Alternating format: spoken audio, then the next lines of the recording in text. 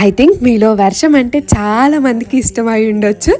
నాకు మాత్రం అస్సలు నచ్చదు. చూడ్డానికి ఎంత బాగుంటుందో, అది పడి వెళ్ళాక దానివల్ల వచ్చే ప్రాబ్లమ్స్ అంతా ఇంత కాదనమాట.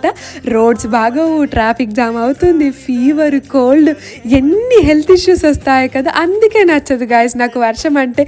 కానీ మనం ఏం చేస్తాం చెప్పండి, వెదర్ని ఎవ్వరం ప్రెడిక్ట్ చేయలేము. అది వస్తూ ఉంటుంది, పోతూ ఉంటుంది, మనం ఏం చేయలేము అన్నమాట. అలా వర్షం పడ్డప్పుడు చల్లగా ఉంటుంది కాబట్టి వేడి వేడిగా ఏమన్నా చేసుకొని తింటే ఏమన్నా ఉంటుందా.